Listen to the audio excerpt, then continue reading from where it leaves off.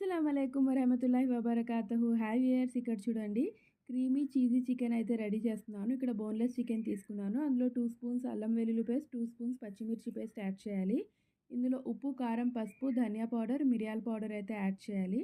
అందులోనే మనం ఒక ఎగ్ 2 స్పూన్స్ కార్న్‌ఫ్లోర్ యాడ్ చేసి మంచిగా మిక్సప్ చేసి మినిమమ్ ఒక హాఫ్ అన్ అవర్ కోసం అయితే సైడ్‌లో పెట్టేయండి. ఇది మంచిగా మ్యాగ్నేషన్ అయ్యి మసాలాలన్నీ దీనికి పట్టి త్వరగా అయితే చికెన్ మనకి కుక్ అవుతుంది, రోస్ట్ అవుతుంది రోస్ట్ చేసినప్పుడు.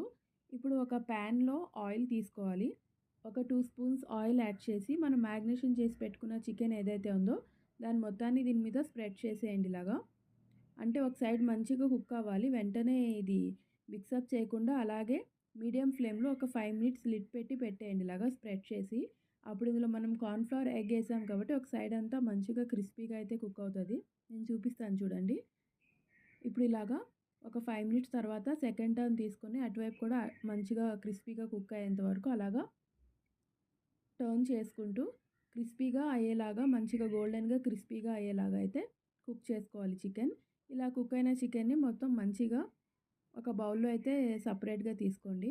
ఇప్పుడు అదే ప్యాన్‌లో ఒక 2 స్పూన్స్ బటర్ యాడ్ చేసి అందులో ఒక 2 స్పూన్స్ వెల్లుల్లి అండి, గార్లిక్ ఉంటుంది కదా, సన్నగా చాప్ చేసి అది యాడ్ చేయండి. ఒక 2 స్పూన్స్ గ్రీన్ చిల్లీస్ యాడ్ చేయండి. ఇప్పుడు ఇందులో ఒక 2 స్పూన్స్ క్రీమ్ అండి, ఫ్రెష్ క్రీమ్ ఉంటుంది కదా, ఆ ఫ్రెష్ క్రీమ్ యాడ్ చేసి మంచిగా మిక్సప్ చేయండి. ఇప్పుడు చిల్లీ ఫ్లేక్స్ యాడ్ చేయండి ఇక్కడ.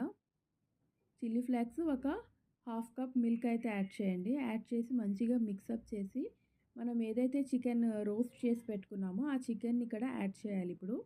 ఇది యాజ్ ఇట్ ఈజ్ రెస్టారెంట్ స్టైల్‌లో వచ్చిందండి. మీరు ఇంట్లో ట్రై చేసి చూడండి. మీ పిల్లలకైతే చాలా బాగా నచ్చుతది.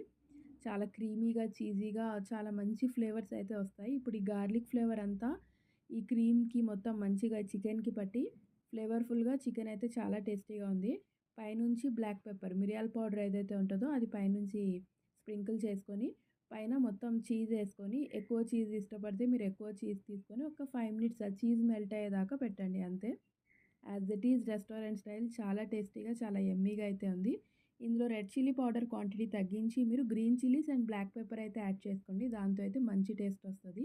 సో, మీరు ఒకసారి ట్రై చేసి మీ ఇంట్లో వాళ్ళకి పెట్టి ఎలా వచ్చిందనేది కామెంట్ సెక్షన్‌లో చెప్పండి.